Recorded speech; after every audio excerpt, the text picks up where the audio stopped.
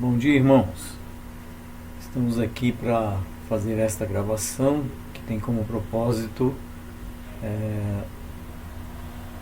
que tenhamos, dentro desse período tão diferente, uma oportunidade de aprender a palavra de Deus.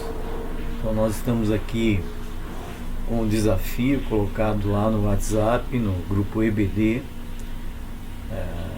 de adultos, de finalizarmos essa lição que tem como tema revitalizando a nossa vida de oração. Espero que os irmãos estejam fazendo as leituras da semana, e entre as leituras que estavam ali separadas, nós colocamos o Salmo 32, exatamente porque a parte final dessa lição vai tratar a parte prática do ensino de Jesus quanto o que nós precisamos identificar, ter bem claro, né, para nós quando estamos conversando com Deus, né? Então não é uma repetição programada, ou seja, você não ora repetindo palavras por repetir, mas você ora numa conversa com Deus. Mas a gente precisa identificar como que Jesus ensinou a orar, para depois então nós orarmos diante de Deus, levando a Ele, né, aquilo que nos é ensinado nesse tópico último, né, que é o tópico 3.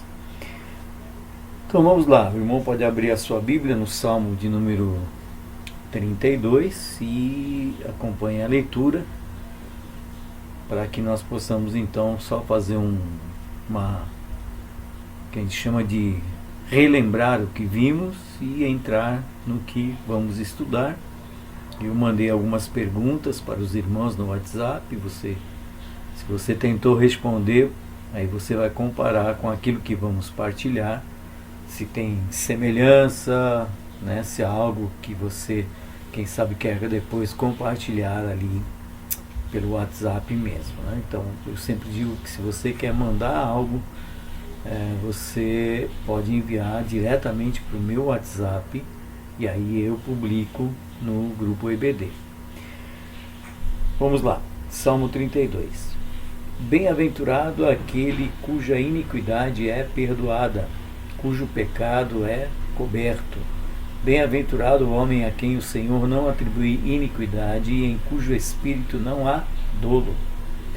Enquanto calei os meus pecados, envelheceram os meus ossos pelos meus constantes gemidos todo o dia.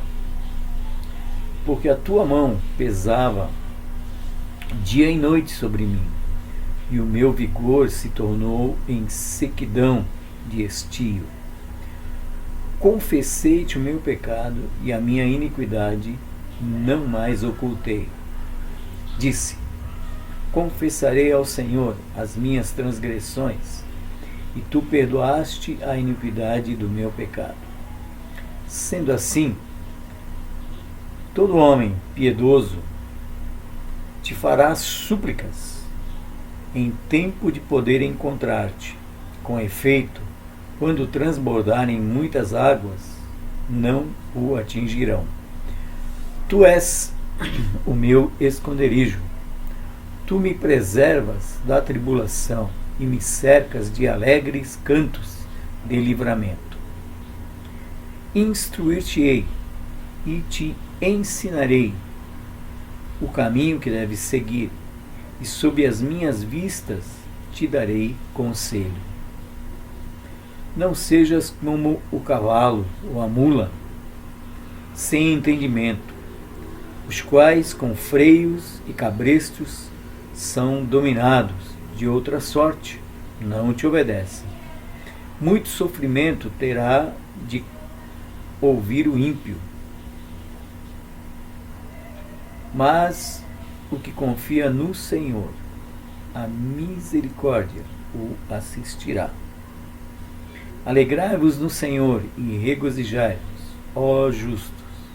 Exultai vós todos que sois retos de coração. Vamos orar? Queremos neste momento, ó Pai, clamar a Ti por nossas vidas, para que nós possamos, nesse estudo, trazer aquilo que é o teu propósito para cada um. Cada um de nós tem experiências diferentes, vidas com vivências distintas, mas nós sabemos que o Senhor opera sobre tudo e sobre todos. Embora pecadores, como é maravilhoso ter o perdão de qualquer coisa que seja desagradável a ti, e tendo esse perdão nós somos restaurados, e dia a dia o Senhor nos treina, o Senhor nos prepara. Então abençoa esse momento de compartilhar essa lição, e é no nome de Jesus que nós choramos. Amém. Bem, de todos aqueles apontamentos que nós fizemos nas aulas passadas, para essa mesma lição de número 8, revitalizando a nossa vida de oração, eu creio que a mais importante é que você grave, né, na sua mente, no seu coração, os 5 solas. Por quê? Os 5 solas são referenciais para nós, né, como um espelho. A gente vai procurando encontrar através da palavra esses ensinos, e é exatamente o que vai fazer com que a vida cristã, a vida do dia a dia, não fique na mesmice, não fique estagnada, não fique sem um crescimento. Então, nós dissemos ali que a vida cristã pode ser estática, não estática. Para que ela não seja estática, sem desenvolvimento, sem crescimento, sem melhoria, valem os 5 solas. Você talvez já tenha até gravado. Falando só em português: somente a fé, somente a graça, somente a palavra, somente Cristo, somente a Deus a glória. Mas fato é que a lição procurou trabalhar as 2 questões que se apresentam para nós. São escolhas. De um lado, fervor espiritual. Do outro lado, esfriamento espiritual. As consequências do esfriamento espiritual, praticamente, elas podem acontecer por algumas coisas que se apresentam no dia a dia de uma pessoa, não importa quem ela seja. Ela pode ser uma criança, um adolescente, um junior, um primário, né, nas diferentes idades, ou um adulto. E o esfriamento espiritual tem algumas características. É um viver de uma vida hipócrita ou mascarada, uma vida que pode apresentar em alguns momentos o que caracteriza que bênção. Essa pessoa é sem dúvida uma bênção. Mas quando essa pessoa não está no convívio ou não está numa situação onde de alguma forma isso lhe é requerido, ele está num outro ambiente, ele vive uma vida que não identifica, né, essa bênção. Pode-se dizer que pode ser uma maldição. Então, nesse sentido, é uma vida dupla. E num tratamento, pode-se dizer que não deixa uma saída, é uma vida de volta para o mundo. Uma das questões que vai se apresentar num esfriamento espiritual seria a pessoa tem depressões. Depressões podem ser tratadas pelo ponto de vista físico, mas, por outro lado, na espiritualidade, né? Um viver que não tem alegria, que não tem paz. E o pior é que a pessoa então quer ou a si mesmo se destruir ou destruir a outros. Como é importante, nós dissemos na aula passada, que uma pessoa assim busque ajuda, né, para que não fique nesse condicional de uma vida que antes era de um crescimento, agora então cada vez mais para um abismo. E nós destacamos a fala de um homem de Deus do século passado, pode-se dizer, Charles Spurgeon, que ele destacou que nessa batalha, nessa luta de melhoria e até mesmo de revitalizar a nossa vida de oração, a comunhão com Deus é importante. Então Charles Spurgeon, ele diz: se formos fracos em nossa comunhão com Deus, seremos fracos em tudo. Então, ponto de esteio, ponto de suporte, até mesmo pelo Salmo 32 que nós acabamos de ler, é ter comunhão com Deus. Até cantamos um louvor, depois eu mandei para os irmãos esse louvor gravado, né, por algum grupo de adoração a Deus. Leia a Bíblia e faça oração. Então esse louvor se divide em podemos dizer, duas vidas diferentes. Se lê a Bíblia, cresce. Se não lê a Bíblia, não cresce.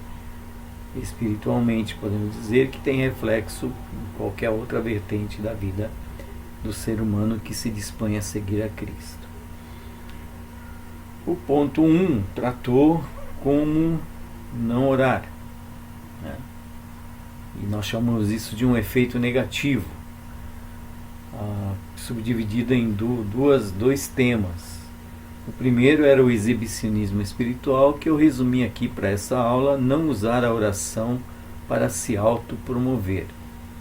O segundo, que é uma oração mecânica, traz o desafio de que quando a pessoa está orando, conversando com Deus, é preciso que esteja integralmente ali para esse propósito: corpo, alma e espírito. E o outro tópico, como orar tendo um efeito positivo, a lição subdividiu em 3 temas para que a pessoa, ao estudar, possa fazer uma reflexão sobre si mesmo. A primeira subdivisão falava sobre o princípio da exclusão. Então, no momento da oração, esse princípio da exclusão exige não haver distrações. Eu coloquei ali, a tua lição não fala disso, mas a distração aqui pode ser de dentro de você mesmo, ou a distração pode vir de fora. De dentro de você mesmo é quando não está focado, não está voltado para esse propósito efetivo da oração, há outras coisas que vão atrapalhando.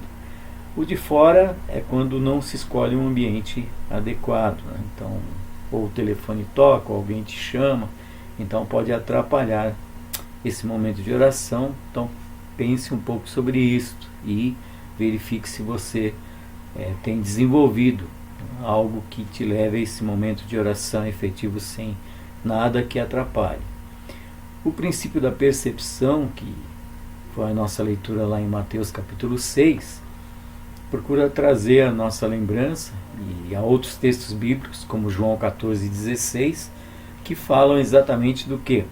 Da presença de Deus como uma presença real em nossa vida.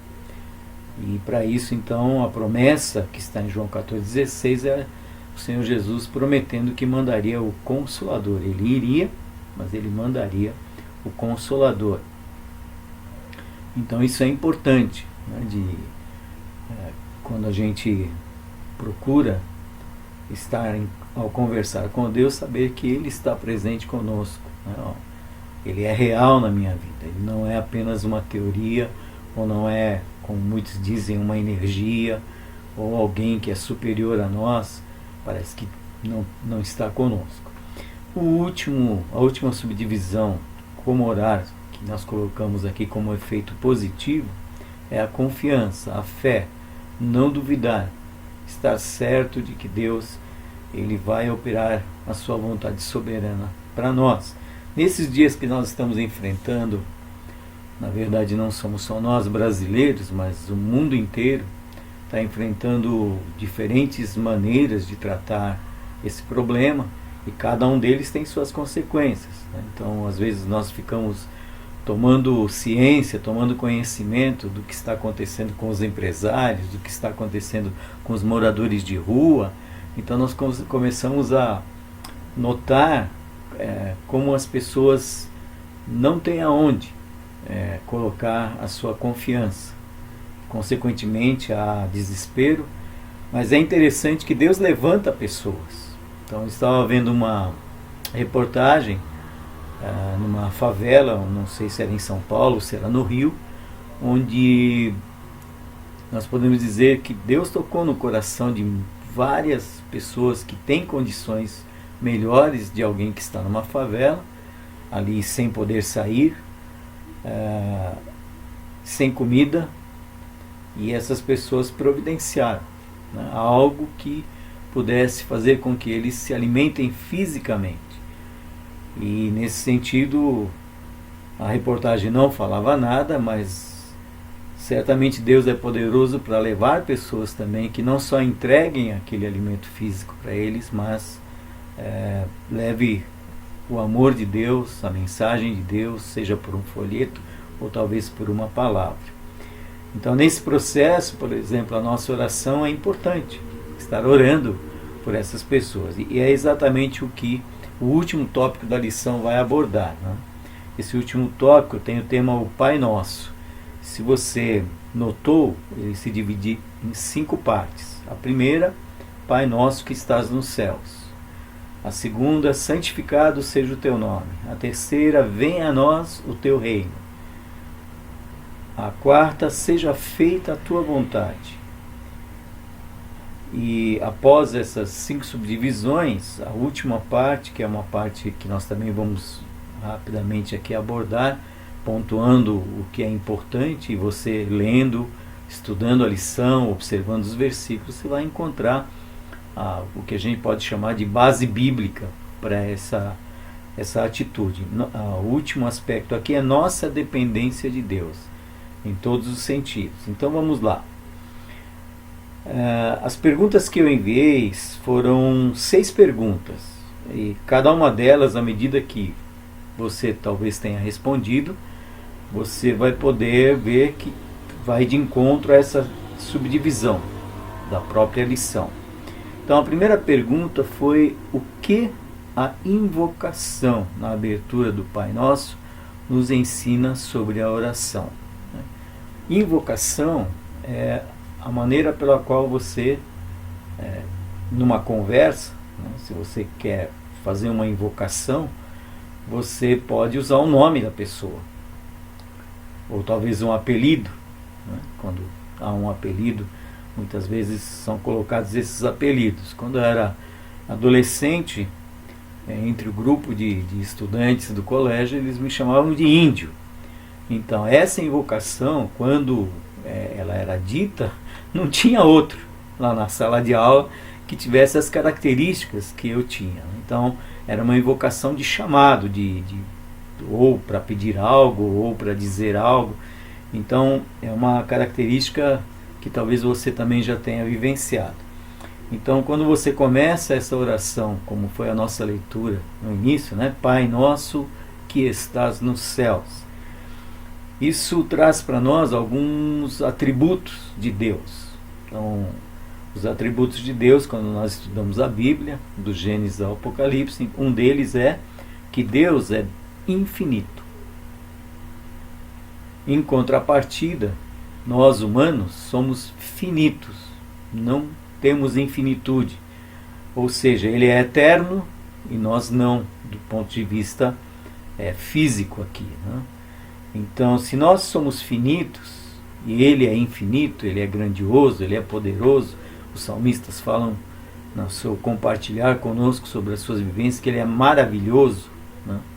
Então isso requer, quando eu estou no meu momento de oração, 2 coisas: reverência e intimidade. Agora isso é dia a dia, é um desafio diário. O que Ele é para nós? Ele é Pai. O que nós somos dele, conforme João capítulo 1, verso 12. Nós somos filhos. Todos quantos o receberam, deu-lhes o direito de serem filhos de Deus, mas não é só um ser filho por ser. É um ser filho por causa de quem? Por causa do Senhor Jesus Cristo. E por essa mesma razão, nessa invocação inicial, deve ficar bem claro, né, para nós que toda a glória honra e poder são somente de Deus, somente a Ele. Então você começou a sua conversa com Deus, você engrandece, você bendiz, você talvez diga glória ao Senhor, ou aleluia, por mais um dia de vida, aleluia, porque eu cheguei em casa, ou quem sabe se você tem um familiar distante, você vai às vezes com a facilidade de hoje por um WhatsApp, conversa com um ente querido que está longe. Às vezes você tem notícias nada boas. Agora há pouco eu estava ouvindo compartilhar de um filho de um pastor que está com essa enfermidade aí do coronavírus, e ele já fez 2 compartilhamentos em vídeo, tanto para os pastores. Então o filho dele, no primeiro compartilhar, podia se perceber que ele mantinha a sua esperança de que Deus faria algo. E no segundo vídeo ele compartilhou mais uma vez, mostrando um pouco de que ao invés de haver uma melhoria na saúde do pai, ele se chama Ismael, ele falou, olha, os médicos cada vez mais dizem que ele não está bem. Então veja, nessa oração, ou se fosse uma oração que eu ou você tivéssemos que fazer por um ente querido que não pode estar próximo, até mesmo pela enfermidade, então certamente é reconhecer a grandeza de Deus, o poder de Deus, e que vai muito além desta vida, né? Se esse pastor for promovido para a presença de Deus, a palavra de Deus tem promessas, que um dia ele será ressurgido dos mortos, com um novo corpo, não terá mais as dificuldades que se apresentam. Só que isso requer um conhecimento. E aí na segunda questão que nós colocamos para os irmãos responderem, para viver essas diferentes situações, ou tudo bem, ou de situações de sofrimento, como está acontecendo hoje em dia, a pergunta 2 dizia: saber que oramos ao Deus Santo interfere no modo como recebemos as respostas que Ele dá às nossas orações? E o que eu destaquei de todos aqueles parágrafos que a lição apresenta sobre essa temática, que vai de encontro à oração que o Senhor Jesus nos ensinou, o grande desafio que ele diz ali: santificado seja o teu nome. Eu não sou santo, eu não sou perfeito, ninguém é perfeito, a Bíblia diz, tanto em Romanos 3, 23, Romanos 6, nós vamos destacar um pouco desses textos na mensagem. Então o que acontece? Qual é o desafio, para essa questão de um Deus soberano que pode dizer sim, não, ou nos faz esperar? Esse filho que eu estava falando agora há pouco, ele continua esperando, ainda há esperança. Pode haver um momento que Deus dê uma resposta finalizadora, ou de cura ou de não cura. Mas isso é uma faceta da vida. Qual é o desafio aqui nessa oração? Desafio de melhorar o viver diário, dia a dia. Então esse melhorar pode acontecer quando lemos a Bíblia, ou quando alguém conversa conosco. Às vezes alguém se assenta ao nosso lado e nos diz: olha, eu quero falar com você, quero entender algumas coisas que você anda dizendo, você anda fazendo. E aí há um diálogo. Então um diálogo que requer uma mudança. De que maneira eu e você dialogamos com Deus? Pela palavra. Outro dia uma pessoa que conheci em uma das igrejas que pastor Moisés pastoreou, me mandou um vídeo de uma pessoa que compartilhava sonhos focados para esse tempo, do coronavírus.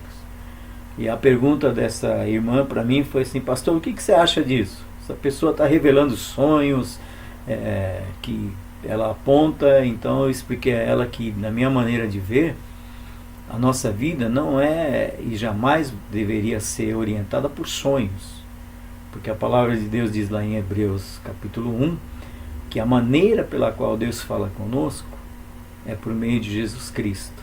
E Jesus Cristo está revelado na palavra. Pode ser que eu tenha um sonho, mas isso fui eu que tive. Eu jamais deveria querer que as pessoas orientem o viver por sonhos, porque essa foi uma experiência pessoal. E nesse sentido, a terceira questão diz: por que a petição venha o teu reino? É missionária. Então a lição aborda algumas coisas, e o grande desafio é que de alguma forma eu e você sejamos evangelistas. Às vezes aqui no prédio onde nós moramos, nós temos 3 lixeiras, uma para cada entrada, na verdade 2, uma foi eliminada. E às vezes eu coloco na lixeira que está mais distante, outras vezes na que está mais perto. Mas quantas vezes eu já cheguei ali e vi pessoas revirando aquela lixeira, procurando alguma coisa talvez para comer, ou alguma coisa que ela pudesse usar, né, a homens e mulheres ali, para aproveitar, ou para si mesmo, ou para vender. E às vezes então a gente pode pensar um pouco, e Deus me tem dado algumas oportunidades de rapidamente conversar com a pessoa e falar para ela do amor de Deus.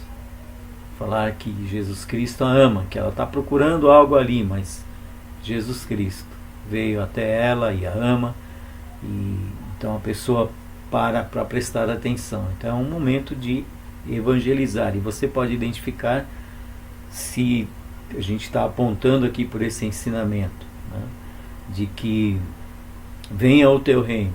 É uma maneira pela qual nós podemos levar a luz de Cristo para as pessoas que estão em trevas. A Bíblia especificamente diz que o mundo, né, que está em trevas. Então é um outro ponto da oração importante, lembrar que envolve a nossa participação como evangelistas. O número 4, seja feita a tua vontade, né? A pergunta para vocês foi: o que essa petição nos ensina sobre o modo como recebemos as respostas de Deus às nossas orações? Então, de todos os aspectos ali ensinados, eu coloquei aqui como uma maneira de entender isso Romanos 12, 1 e 2, naquela partezinha que diz que a vontade de Deus é boa, agradável e perfeita. Se você olhar a oração que o Senhor Jesus procurou nos ministrar, é assim na terra como no céu. Então a vontade soberana dele se cumpre independente de qualquer coisa. Humanamente falando, nós nos preocupamos com a maneira pela qual Jair Messias Bolsonaro governa este país, ou talvez João Dória, o estado de São Paulo, ou quem sabe Bruno Covas, a cidade de São Paulo. Então essa é a nossa preocupação humana, mas a gente precisa lembrar que Deus está no controle de cada definição ou não definição desses homens que estão no poder. E cada uma delas, quando acontecerem, pode até trazer dificuldades para nós. Mas a gente precisa lembrar que Deus está em cada orientação. Quem sabe aí o irmão pensando um pouco, e eu aqui falando com vocês nessa manhã, eu posso lembrar de Romanos, capítulo 8, 28 e 29. Hoje eu fiz algumas ligações para alguns irmãos e li um pouco desses trechos desse capítulo 8. Então, quando ali diz que qualquer definição de Deus, boa ou má, não importa, ele tem um propósito. O 29 vai dizer que o propósito é que eu e você cada vez mais nos assemelhemos a Cristo. Mas os versículos anteriores, o 23, o 24, o 25, estão nos lembrando onde está a nossa esperança.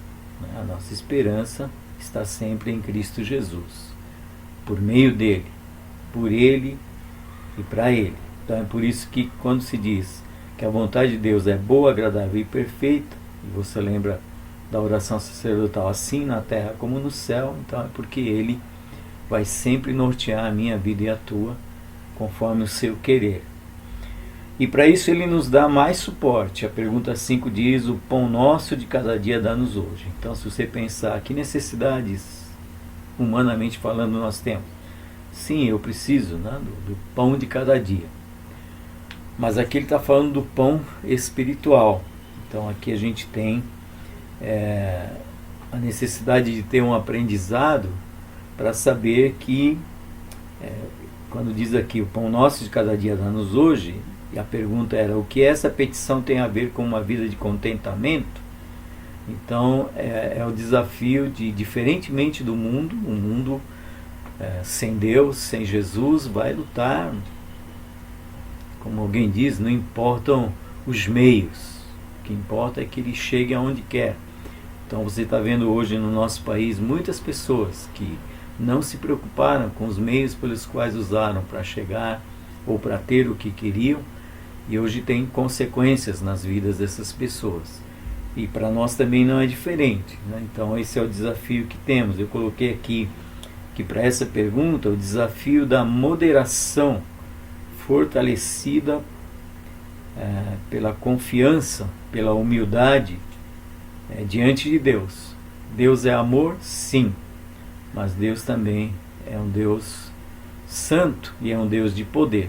Então eu posso fazer uma escolha errada na minha vida e Deus pode me trazer para o trilho certo novamente, às vezes de uma maneira que quem sabe vai ser dolorida. Outras vezes não, outras vezes Deus é paciente e Ele me traz de volta com bondade, com amor, para fazer com que eu viva a vida que Ele quer. E a maneira pela qual Ele quer que eu e você vivamos, cada vez que nos desviamos, cada vez que nos atrapalhamos, é a última questão aí, né? O que a prática da confissão de pecados tem a ver com a revitalização da igreja? Nossa leitura foi no Salmo 32. E esse salmo, o salmista desde o início vai compartilhando conosco das escolhas erradas que ele fez, aonde essas escolhas o levaram. Ele precisou se posicionar. Então eu coloquei aqui que essa prática da confissão de pecados, em primeiro lugar, tem a ver com dependência de Deus. Então, se eu tenho da parte de Deus a maneira pela qual eu posso ser restaurado, biblicamente falando, é arrependimento e confissão. O apóstolo Paulo compartilha conosco que por meio de Cristo nós podemos ser apresentados santos e inculpáveis.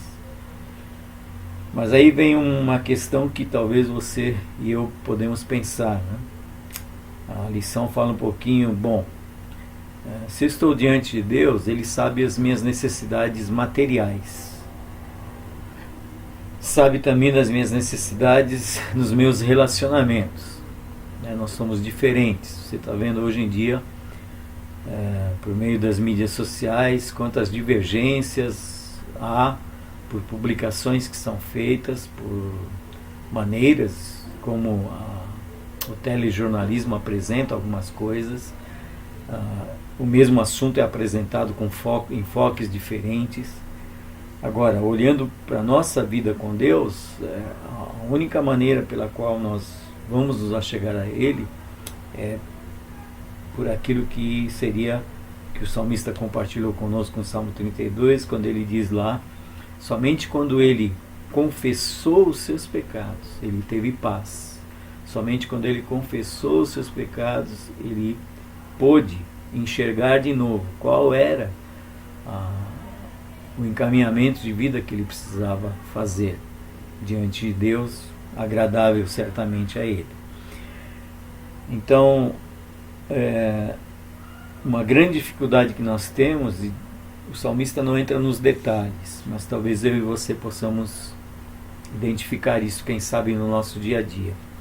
Quando estamos sós, somos mais tentados ou provados, mesmo porque a gente imagina ninguém está vendo. Ninguém está vendo. Posso falar, posso pensar, posso fazer, posso ir. Então, os pecados que cometemos individualmente ou em secreto tem a ver, a questão aqui é pensar um pouco, o que isso tem a ver com a igreja, que somos nós. Como que isso impacta na vida da igreja do Senhor. Então o meu desafio, o teu, não é ser tentado. Ser tentado todos nós podemos ser.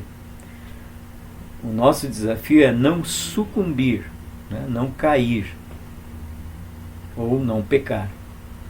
Então, ser tentado não é pecado. E eu gostaria de deixar uma pergunta, e eu sempre digo que essa pergunta que eu deixo para você vale para mim também. Quais são os teus pontos fracos? Onde é que você está tomando rasteira na vida em Cristo e que constantemente você acaba não fazendo aquilo que agrada a Deus? Você pode pegar uma folha de papel e fazer isso. Quais são os meus pontos fracos? Só que fazendo isso, você tem, como o salmista compartilhou aí no Salmo 32 que nós lemos, no início dessa lição,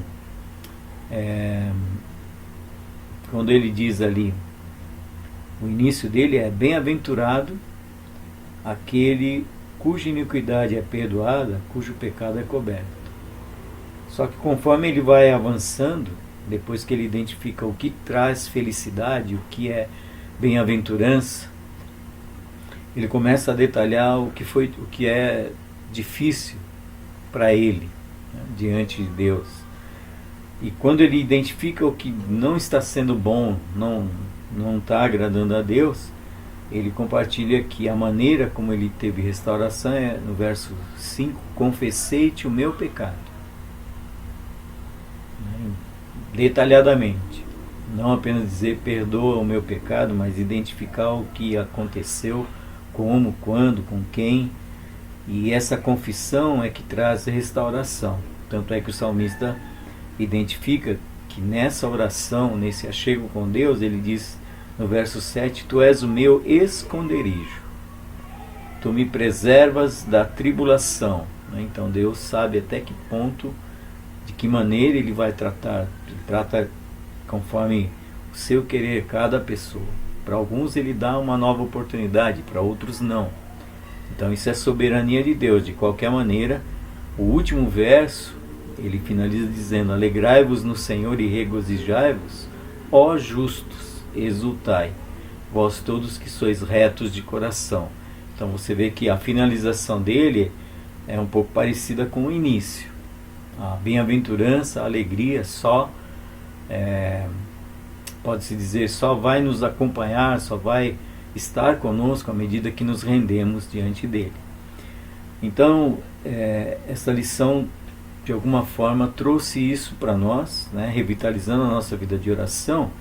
E se você leu o último parágrafo da revista, o desafio que ele lançou é que você faça um exercício. E o exercício da seguinte maneira: a cada dia da semana, você vai fazer uma oração pessoal com os pontos-chave do ensinamento de como você conversa com Deus, dados por Jesus. Então, a primeira linha: Pai nosso que estás nos céus. Então você vai conversar com Deus sobre Ele, né, o que você tem aprendido a respeito dele, o que Ele é, como Ele é.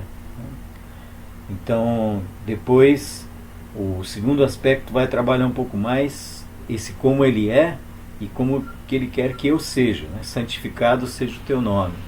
Então eu sempre vou estar me questionando, né, em que momentos eu não exaltei a Deus, com alguma palavra, com algum pensamento. Isso é um desafio diário. Depois, um outro dia que você estiver conversando com Deus, você vai falar sobre venha a nós o teu reino.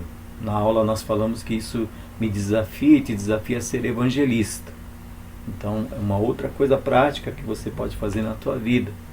De que maneira que eu posso evangelizar uma pessoa? Em aulas passadas houve alunos, né, da EBD Classe Adulto dizendo mas eu já conversei com tantas pessoas aqui no meu bairro e todas elas pegam e me dizem: olha, para de evangelizar aqui, vai evangelizar em outro lugar. Mas na verdade você pode continuar evangelizando onde você está. Quem sabe você pode mudar um pouco, identificar como que você pode fazer diferente, né? E são o que a gente chama de ideias que você pode, quem sabe conversando com alguém até, fazer isso, né? Seja feita a tua vontade, em outro momento de conversar com Deus e fazer um paralelo, né, da vontade de Deus. Eu preciso encontrar na palavra quais são as vontades de Deus, o que Ele quer que eu viva, e quem sabe o que eu estou fazendo que não está bem. E a dependência pode ser no nível material, né, o que eu preciso. A dependência também pode ser na parte espiritual. Então, nós dissemos que para o espiritual o caminho é o arrependimento e confissão de pecados. Então, que você possa, quem sabe, aproveitar esse domingo para reler essa lição, comparar um pouco com as respostas que você, quem sabe, deu com o que a gente compartilhou hoje. E que Deus possa te dar uma semana, hoje é o primeiro dia da semana, na sua graça, na sua misericórdia e na sua paz. Deus vos abençoe, meus irmãos. Uma boa semana.